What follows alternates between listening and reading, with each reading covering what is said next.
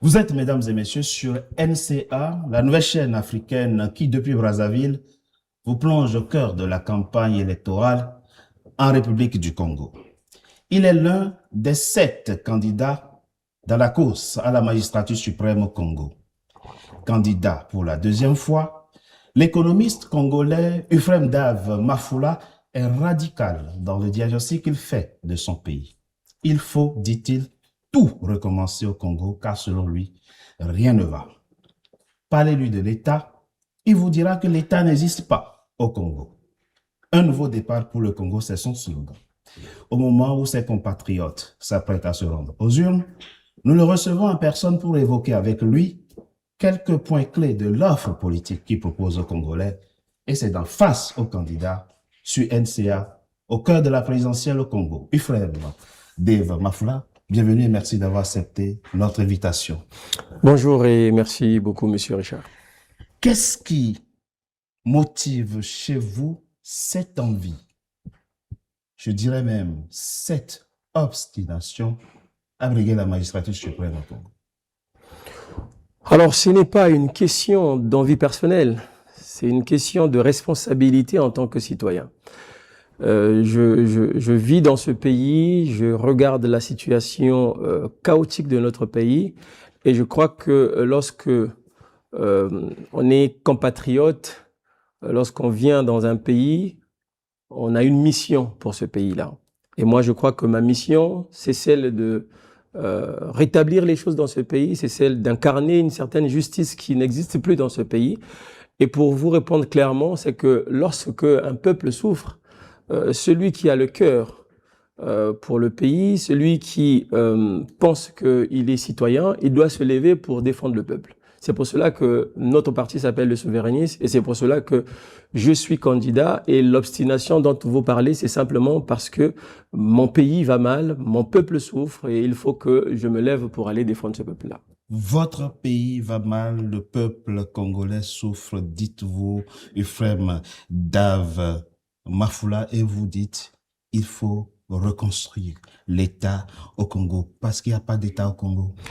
Alors, il y a un État, bien évidemment, parce que l'État, vous voyez qu'il y a la population, il y a un territoire, il y a une autorité politique qui existe, ce sont les fondamentaux pour parler de l'existence d'un État. Mais dans la réalité, c'est que notre État dysfonctionne, simplement parce que nous avons des gens qui dirigent ce pays, qui ne dirigent pas ce pays avec l'esprit républicain. Le pays est dirigé beaucoup plus par le tribalisme. Vous allez voir le président actuel, qui est candidat, tout autour de lui, ce n'est que sa famille. Et de très loin, ceux qui ont la compétence pour diriger le pays. C'est pour cela que nous voulons un nouveau départ. Et le nouveau départ se fera comment? Avec le mérite. Il faut que l'État puisse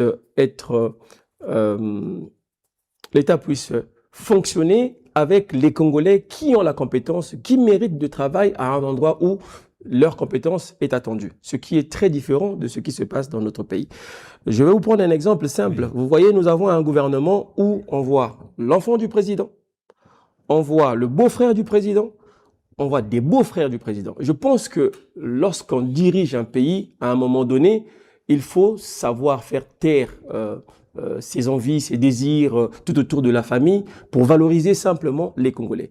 C'est un exemple, ça c'est avec le gouvernement. Ça me pose un problème. Ça me cause, mais vraiment, oui. Mais les Américains ont la même chose à la Maison Blanche. Non, ça me cause un souci.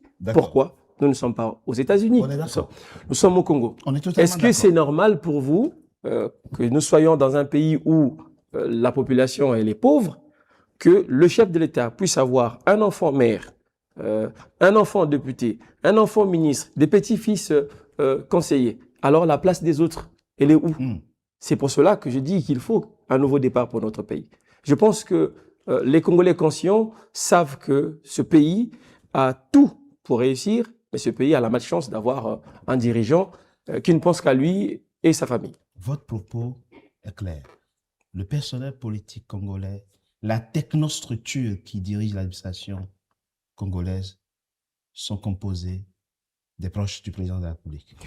Alors, je parle de la majorité. Je parle de la majorité. Vous prenez même dans l'armée, vous allez voir que la majorité des généraux qui sont en fonction, ce sont ceux qui sont un peu du côté du président. Donc c'est quelque chose qu'on va simplement dire que c'est un pouvoir clanique. C'est un pouvoir clanique parce que ça s'articule autour du clan familial et même lorsqu'on dépasse le clan familial, on va rester sur le clan départemental. Donc, effectivement, il y a un souci à ce niveau et c'est pour cela que les Congolais veulent le changement et moi, je veux simplement être celui qui va incarner l'alternance. Ephraim Dav, Mafula, quand vous parlez de reconstruction de l'État, on imagine que vous parlez aussi de la reconstruction de l'économie de votre pays. Exactement. Quels sont les leviers que vous voulez actionner pour reconstruire l'économie de votre pays? Écoutez, nous avons une économie qui se repose sur le pétrole. Ce qui est étonnant pour un pouvoir qui est resté longtemps, pendant, on va dire, plus de 40 ans, à nous parler de la diversification économique et que jusqu'à aujourd'hui, que nous ayons une seule source de revenus qui est le pétrole. Moi, je pense que la véritable diversification de notre économie se fera avec le nouveau départ. Pourquoi? Parce que, Monsieur Richard, nous sommes dans un pays où nous avons le pétrole comme ressource, mais nous avons aussi le bois, nous avons aussi l'or, nous avons aussi des terres agricoles. C'est vrai. Et pourquoi ça ne marche pas? Parce que il y a une élite au pouvoir qui ne veut absolument rien faire. En réalité, toutes ces richesses sont exploitées, mais pour des raisons simplement familiales, pour des raisons personnelles. Ce n'est pas pour l'intérêt des Congolais. C'est pour cela que je dis, demain, nous arrivons au pouvoir, le bois sera non seulement exploité, mais aussi transformé. Parce que ça ne sert à rien d'avoir une jeunesse qui n'a pas d'emploi ici et que une de nos richesses puisse produire de l'emploi pour les autres. Parce que le bois qui est coupé ici est transformé en Asie et qui revient ici en forme de produit fini. Et nous pouvons transformer nos matières premières ici. C'est le cas avec le pétrole qui a beaucoup de dérivés, qui personne n'en parle, mais il faut qu'à un moment donné, un État sérieux puisse regarder qu'avec la richesse que j'ai, il faut que j'aille sur la transformation. On le fera. Je vous donne un exemple du Mali ou du Burkina Faso qui a une richesse, donc c'est l'or, mais nous avons l'or dans pratiquement 3 départements dans notre pays, dans la cuvette ouest, dans la Likwala, dans la Sangha, même dans le Kwilu. Donc il faut une exploitation industrielle de l'or pour que nous puissions créer des conditions d'un redressement économique. J'ai entendu un des responsables enfin, l'ancien Premier ministre, nous parler de la croissance économique qui est alentour de 2,6%. Oui. Et il pense que c'est quelque chose de normal, c'est positif. Mais il se trompe. Simplement pourquoi? Il faut regarder comment la démographie avance dans notre pays. Nous avons un taux de démographie qui s'articule autour de 3%. Alors, lorsque en une année, vous avez une augmentation de 3% de la population et que en économie, vous avez une croissance de 2,6, vous comprenez tout de suite si on fait la soustraction, vous avez une population qui avance plus vite que la richesse de notre pays. Donc, en réalité, ce n'est pas un taux de croissance où quelqu'un viendra dire que c'est positif, c'est une situation d'appauvrissement qui est organisée. Donc, nous venons pour créer les conditions que nous puissions avoir d'abord plusieurs sources de revenus et ces sources de revenus permettront à ce que nous puissions avoir une meilleure croissance qui va régler les problèmes de pauvreté et de chômage dans notre pays. Il faut diversifier l'économie congolaise, dites-vous, et vous évoquez le bois, l'or, et vous évoquez l'agriculture. En ce moment, le Congo importe 600 à 700 milliards de francs CFA de nourriture. Avec Ephraim Dav, Mafula comme président, votre pays n'importera plus de nourriture. Vous êtes gentil, monsieur, quand vous évoquez les chiffres de 600 et 700. C'est 800 milliards, monsieur, chaque fin d'année, que le Congo engage dans l'importation des produits. Ce n'est pas normal pour un pays qui a tout, qui a les terres, qui a la main-d'œuvre. Ce n'est pas normal que nous puissions dépendre des autres. C'est pour cela que nous voulons simplement réduire la dépendance vis-à-vis des autres. Comment on peut dépenser beaucoup d'argent chaque fin d'année, alors que cet argent, si nous sommes réorganisés, si nous mettons une priorité sur l'agriculture de notre pays, parce qu'il ne s'agit pas seulement d'une agriculture où on va aller donner des pelles et des brouettes aux agriculteurs, ce n'est pas cela. Nous voulons mettre en place une banque agricole qui va permettre à ce que chaque agriculteur, avec ses idées, avec son projet, qu'il puisse avoir un crédit qui va lui permettre de faire avancer l'agriculture. Et il faut une agriculture industrielle pour que nous puissions avoir une capacité de production qui va répondre à la demande d'abord nationale et pourquoi pas demain une demande internationale afin de rééquilibrer aussi la situation économique au niveau de la balance de paiement et de la balance commerciale. Le pouvoir congolais, à ce sujet précisément, pense que en lieu et place d'une banque agricole, il vaut mieux que l'État achète lui-même les outils de production et d'autres, les apps par exemple de ces outils de production, de façon à ce que on soit sûr que les moyens mis en œuvre vont permettre d'atteindre les objectifs visés. Vous, par contre, vous faites totalement confiance à vos compatriotes. Vous êtes sûr que quand on octroie un crédit à un agriculteur congolais, effectivement, il va l'utiliser pour l'atteinte des objectifs prédéfinis. Mais écoutez, si la solution elle était bonne du côté du président, on aurait vu les actions positives en ce qui concerne l'agriculture. Je vous parle ici, le sac de foufou est toujours à un prix élevé. Nous n'arrivons même pas à manger les produits frais. Donc, l'agriculture n'a pas produit. Moi, je ne vous parle pas de l'agriculture des slogans. Je ne vous parle pas de l'agriculture de la publicité. Je vous parle d'une agriculture qui peut nourrir les Congolais. Et il faut à un moment donné responsabiliser les Congolais, responsabiliser les agriculteurs. Pourquoi il faut penser que si on met une banque, que les gens viendront prendre l'argent et puis faire n'importe quoi avec? Mais ils ont fait ça avec le fonds d'agriculture. Ils ont donné de l'argent aux commerçants au lieu que cet argent puisse aller directement vers les agriculteurs. Moi, ce que je fais, c'est que quand je parle d'une banque agricole, c'est un engagement que chacun doit prendre. Et ce sera une banque. Je parle peut-être d'un taux réduit, mais ça sera une banque. C'est-à-dire que vous vous engagez à prendre l'argent et à rembourser. Alors, les zones agricoles protégées ne trouvent aucune grâce à vos yeux? Oh, on parle beaucoup de ça, mais je vous dis encore que l'agriculture au Congo, c'est une agriculture de publicité. Pourquoi je le dis? Quand on a créé la grande foire agricole, que M. Denis Sassou Nguesso a créée, en réalité, on a créé cette foire simplement pour que ça soit un endroit où il viendra annoncer sa candidature, voulant montrer que nous avons fait de l'agriculture une priorité pour notre gouvernement. Vous pensez que c'était une instrumentalisation? C'était une instrumentalisation, monsieur. C'était un endroit pour faire de la propagande. Parce que juste après, moi, je suis allé là-bas. Je suis allé là-bas, j'ai discuté avec les agriculteurs. J'ai entendu ce qu'ils m'ont dit. Alors, on comprend parfaitement que monsieur Denis Sassou Nguesso n'a fait que ça durant 42 ans, il n'a fait que instrumentaliser les enseignants, les retraités, les étudiants. Jusqu'à la dernière minute, il en a fait avec les agriculteurs. Mais je pense qu'à un moment donné, un président de la République sérieux devrait respecter les agriculteurs, devrait simplement respecter le peuple. C'est ce qu'il ne fait pas. Et moi, je pense que l'agriculture au Congo, ça ne marche pas parce que vous sortez d'ici, vous allez chercher le prix d'un œuf, c'est 150, monsieur. 150. Alors, on parle de quelle agriculture? Alors, le ministre de l'Agriculture estime que le vrai problème, la vraie problématique, puisque vous parlez d'œufs, c'est qu'il n'y a pas de quoi nourrir les animaux à élever. Ah oui, mais comment vous réglez ce problème? Monsieur Richard, oui. Vous savez, l'agriculture obéit à une règle qu'on appelle le 4S. D'accord? C'est d'abord le sol, la sémence, les semis, et il faut faire le suivi. Oui. Le problème, même dans notre agriculture, ce qui ne marche pas, il faut aller regarder le laboratoire. Absolument rien. On n'arrive pas à étudier le sol. Le sol, on n'arrive pas à étudier. Il n'y a pas de recherche. On ne fait pas de recherche parce qu'il n'y a pas le matériel. C'est pour cela que nous allons commencer au début.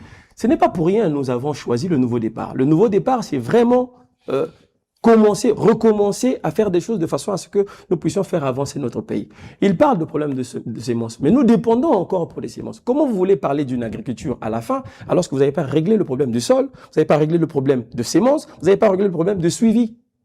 Vous parlez de quelle agriculture? C'est pour cela que je vous ai dit, l'agriculture dans leur bouche, c'est la politique. Et nous, ce que nous allons faire, c'est réellement une agriculture qui va permettre à ce que toutes ces choses-là puissent être mises en avant, travaillées afin que l'agriculture puisse produire effectivement ce que nous avons besoin, ce dont nous avons besoin, c'est-à-dire que les produits congolais qui vont nourrir les Congolais. Ufrem Dave Mafoula, vous avez, dans l'entame de cette émission, évoqué la question des territoires. Et à ce sujet, vous dites quelque chose de particulièrement frappant. Vous dites qu'il existe dans votre pays, le Congo, des Congolais qui sont si isolés du reste de leur propre pays qu'on dirait qu'ils vivent dans un pays étranger. Effectivement, monsieur, et je voudrais ici témoigner ma sympathie pour les populations de la Likwala.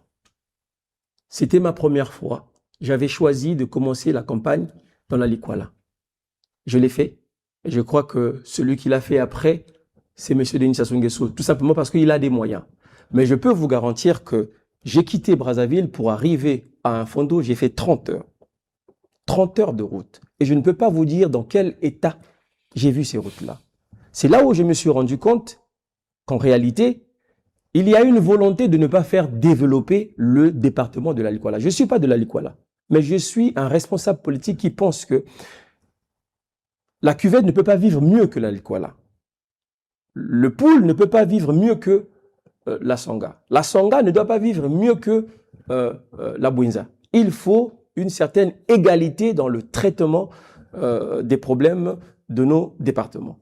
Pourquoi est-ce qu'un Congolais de la Likwala aura du mal à venir à Brazzaville alors que celui de la cuvette peut venir rapidement à Brazzaville? Donc ça, c'est une question qui nécessite à ce que nous soyons sérieux dans le traitement de nos départements. Dans la Likwala, vous vous êtes demandé si vous êtes toujours au Congo? Alors, oui, j'ai posé la question aux populations de la Likwala, précisément d'un Fondo. Parce que je ne comprends pas pourquoi est-ce que eux, ils n'ont pas de route pour arriver à Brazzaville. Mais, monsieur Richard, il faudrait que je vous dise une chose. C'est que c'est l'arrivée du président Sassou qui a détruit tout cela. Parce que moi... Il a fragmenté le Congo? Je vais vous expliquer avec plutôt des exemples.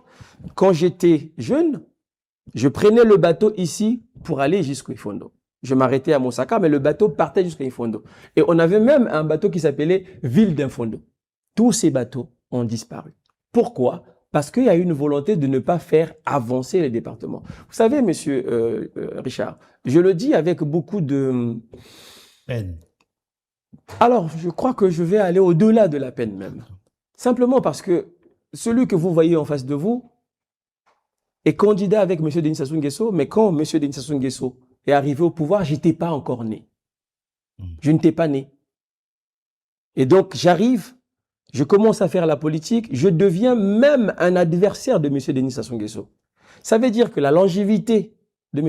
Denis Sassou Nguesso au pouvoir a créé beaucoup de situations négatives. Je pense que ma présence à cette élection pour une deuxième fois devrait le faire réfléchir pour qu'il comprenne que les choses ne se sont pas passées comme il a peut-être voulu, qu'à un moment donné, il faudrait qu'il se repose pour que le Congo puisse avancer avec d'autres personnes. Et je pense être capable avec ceux qui m'entourent, les Congolais qui ont la bonne volonté de faire avancer le pays, nous serons capables de relever les défis de notre pays. Il faut, dites-vous, réparer les injustices territoriales. Bien évidemment, mais je vais plus loin. Il ne s'agit pas seulement des injustices territoriales. Nous sommes dans un pays où les gens ont été blessés par des crises politiques, par des guerres. Je vous parle du département du Poul. On a connu la guerre en 93 dans le Poul, 98 et récemment.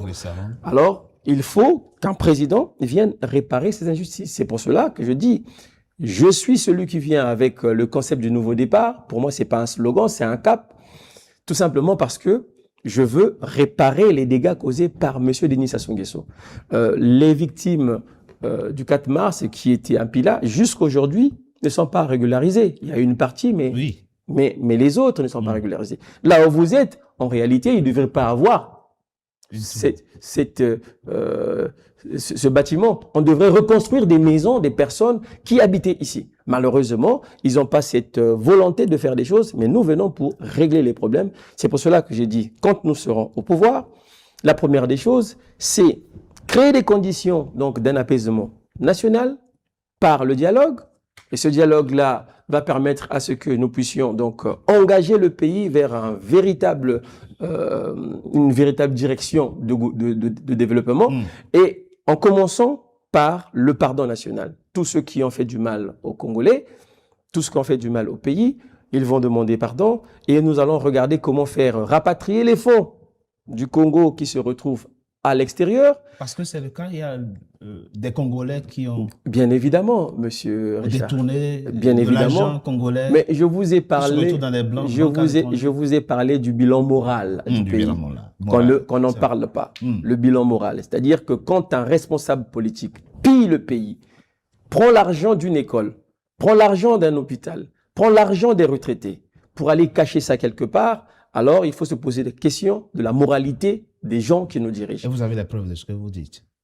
Ben, on le sait.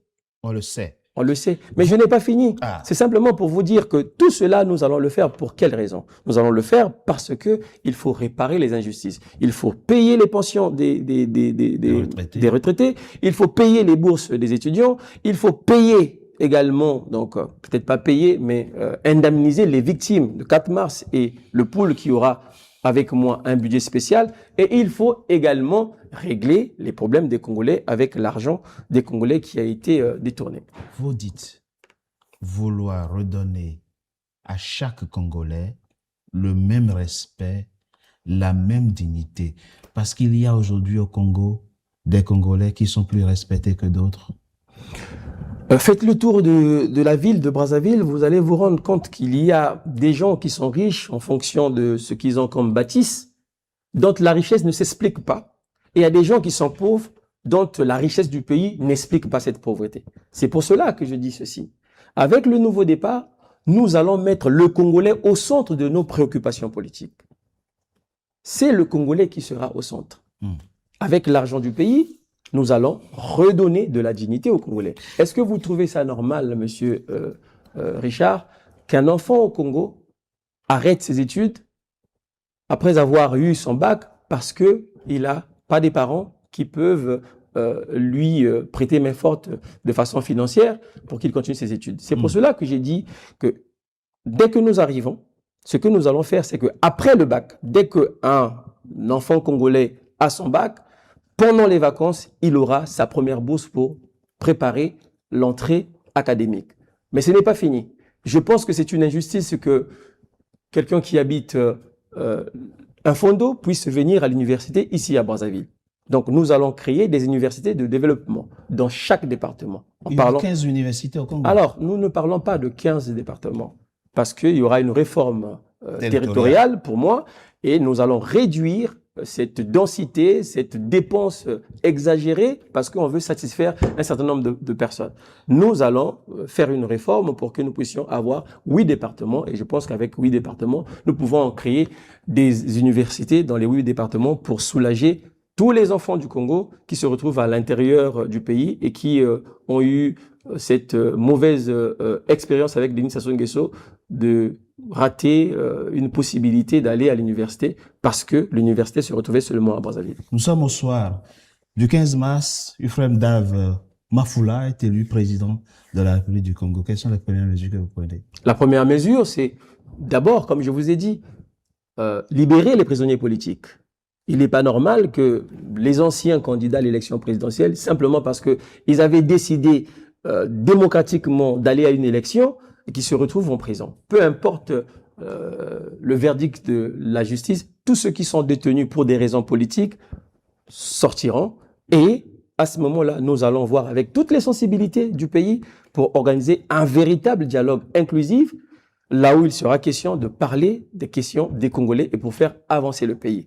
Après cela, on va organiser un gouvernement d'union nationale parce que je ne viens pas avec l'idée de travailler seulement avec des gens qui sont dans mon équipe de campagne, dans mon parti, mais je viens avec l'idée de travailler avec les Congolais qui seront meilleurs pour que nous puissions faire avancer notre pays. 22 ministres pour un gouvernement d'union nationale et je pense qu'avec ça, nous pourrons redresser le pays et réussir le véritable projet de notre pays que M. Denis Sassou Nguesso n'a pas réussi pendant 40 ans, qui est l'unité, le travail, le progrès. Je pense que le véritable projet de société, c'est cette vision morale qu'avaient nos pères d'indépendance, faire de ce pays-là un pays uni, un pays où il y a le travail, un pays où il y aura le progrès. Ufrem Dav Mafoula, merci. Je vous remercie, Monsieur Richard. Mesdames et messieurs, c'était face aux candidats sur NCA au cœur de la présidentielle au Congo. Merci d'avoir été nombreux à notre compagnie. Restez fidèles à nos programmes. À très bientôt pour un nouveau numéro de Face aux candidats.